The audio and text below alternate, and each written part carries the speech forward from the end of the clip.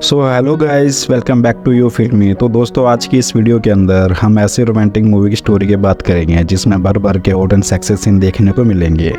ये कहानी है 15 साल की लड़की जैन की, जिसे एक 32 साल के अंकल से प्यार हो जाता है और वह रोज़ स्कूल जाने के बहाने घर से निकलकर उस आदमी के पास जाती है और लगातार 6 घंटे तक उस आदमी के साथ टपाटप करके अपनी हवस मिटाती है। तब क्या होता है जब जैन के घर वालों को यह बात पता चल जाती है, वो जानेंगे आगे वीडियो में। इससे पहले गाइस, आप वीडियो को लाइक और चैनल को सब्सक्राइब जरूर करिएगा, इससे हमें वीडियो बनाने के लिए मोटिवेशन मिलता है। तो चलिए शुरू करते हैं इस वीडियो को। कहानी शुरू होती है और हम एक ओल्ड लेडी को देखते हैं जो हमें कुछ लिखकर बताने की कोशिश कर रही थी। उसके बाद हम 15 साल की एक जैन नाम की लड़की को देखते हैं जो कि एक स्कूल जाने वाली लड़की है। जैन के घर में जैन की माँ और उसके 2 भाई हैं। जैन की माँ एक टीचर है, लेकिन जैन के बड़े भाई का बिहेवियर जैन को बिल्कुल भी पसंद नहीं होता, क्योंकि वह हमेशा ईगो में बात किया करता था। वह अपनी छोटी बहन को हमेशा ही परेशान किया करता था और यह बात जैन को अपनी माँ को बताती है, लेकिन उसकी माँ उसके बड़े भाई को कुछ भी नहीं कहती है। और यहाँ पर जैन अपनी स्कूल की छुट्टी होने की वजह से वह अपने घर पर आई हुई थी और स्कूल की छुट्टियाँ पूरी होने के बाद वह लोग स्कूल के लिए वापस जाने लगते हैं और उसकी मोम भी उसे स्कूल छोड़ने के लिए चली जाती है। उसके बाद जैन नाव से बाहर देख रही होती है और इसी दौरान एक आदमी कार से बाहर निकलकर जैन को ताड़ रहा था, क्योंकि काफ़ी अमीर और मेड इन चाइनीज़ था। उसके बाद वह आदमी जैन के पास जाता है और उसे सिगरेट ऑफ़र करता है, लेकिन जैन उसे मना कर देती है और बोलती है कि मैं सिगरेट नहीं पीती। उस चीनी आदमी का नाम टोनी है और वह जैन को बताता है कि मैं इसी सिटी का रहने वाला हूँ, अगर तुम चाहो तो मैं तुम्हें तुम्हारे हॉस्टल तक छोड़ दूंगा। उसके बाद जैन भी उसकी बात मान जाती है, क्योंकि उसे भी महंगी गाड़ी में बैठना था। अब कार में बैठने के बाद उन दोनों का एक दूसरे से बात करने का काफ़ी मन था, लेकिन दोनों के पास बात करने के लिए कोई भी टॉपिक नहीं होता है। जैन उस आदमी को बोलती है कि मैं अभी 18 साल की हूँ। उसके बाद टोनी भी अपनी एज 32 साल बताता है। जैन को देखकर टोनी का मूड बनने लगता है और वह उसके हाथ को पकड़ लेता है, लेकिन जैन उसकी इस हरकत का बुरा नहीं मानती, क्योंकि वह भी टोनी में इंटरेस्ट ले रही थी। और यहाँ जैन की अपनी एज 15 ना बताकर 18 इसलिए बताती है ताकि टोनी उसके करीब आ सके। उसके बाद टोनी जैन को उसके हॉस्टल पर छोड़कर वहाँ से चला जाता है। जैन की लाइफ में टोनी पहला इंसान था, इसलिए वह काफ़ी खुश थी और वह खुशी के चक्कर में उसने सारी अपनी बातें अपनी फ्रेंड को बताने लगती है। अगली सुबह जब जैन अपने घर से स्कूल जा रही थी, तभी उसे स्कूल के बाहर टोनी की कार नजर आती है। उसके बाद जैन टोनी का इशारा समझ जाती है और वहाँ पर उसे एक किस करके वहाँ से चली जाती है। और यहाँ पर अब टोनी के प्यार के दिए जलने लगते हैं, क्योंकि उसे एक बात तो क्लियर हो गई थी कि जैन भी उसे लाइक करने लगी है।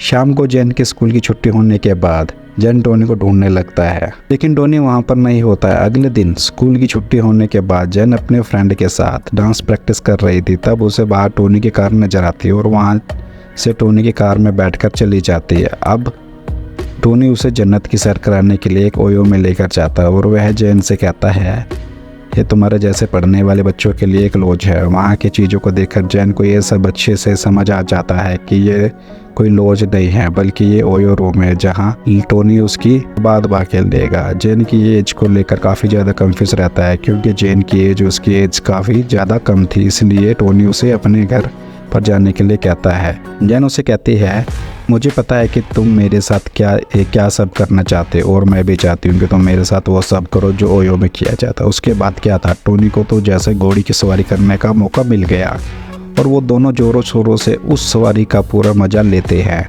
पूरे दिन ही वह ऐसा करते हैं। अब कुछ करने के बाद वे दोनों एक रेस्टोरेंट में जाते हैं, जहाँ जैन बताती है कि मेरे फादर की एक्सपायर होने के बाद हमारे घर की कंडीशन काफ़ी ज़्यादा ख़राब हो गई है। इसके बाद टोनी को ऐसा लगता है कि जैन ने सिर्फ पैसों के लिए उसके साथ सब कुछ किया था।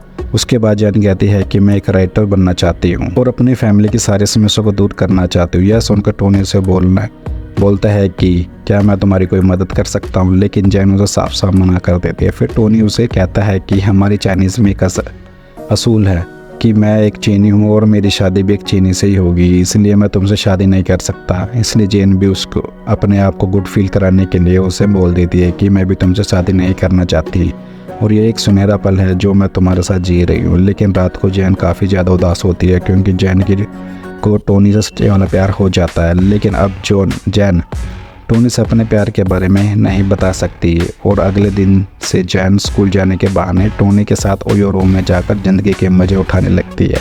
एक दिन जैन की मोम जैन को टोनी के साथ ओयो से आते हुए देख लेती है और घर पहुंचने के बाद जैन को एक लेटर दिखाती है जो कि जैन की स्कूल कंप्लीट थी, क्योंकि वह काफ़ी दिनों से स्कूल नहीं जा रही थी और उस लेटर में लिखा हुआ था कि जैन काफ़ी दिनों से स्कूल नहीं आ रही है। उस पर बहुत ज़्यादा गुस्सा होती है और वह उससे सच पूछती है कि तुम इतने दिनों से कहाँ थी। पर जैन अपने मोम को बताती है कि मेरा एक दोस्त है और वो बहुत ही ज़्यादा अमीर आदमी है।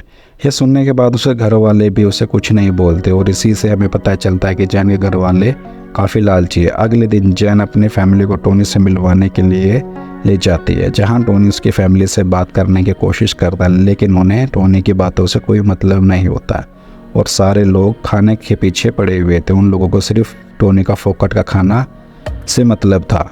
टोनी इन लोगों को देखकर उनकी हरकतों के बारे में समझ जाता है और वह उन लोगों को कुछ पैसे दे देता है। अब जैन के घर वालों को टोनी से कोई भी प्रॉब्लम नहीं थी। अब यहाँ पर टोनी दबाकर जेम की सवारी करता है और मज़े लेता है। एक दिन जैन टोनी से कहती है कि मेरी मोम को कुछ पैसों की ज़रूरत है। वह पैसों के लिए जैन को मना नहीं करता क्योंकि वह पैसों के लिए जैन को खोना नहीं चाहता था। और उसके बाद जैन की मोम तेज़ बारिश में भी आकर उससे पैसे ले लेती है। अब स्कूल में जैन की सारी क्लास की लड़कियाँ जैन से दूर रहने लगी थी क्योंकि वह सब जान चुकी थी कि जैन कैसी लड़की है और जैन को इन सब बातों से कोई भी फ़र्क नहीं पड़ता है।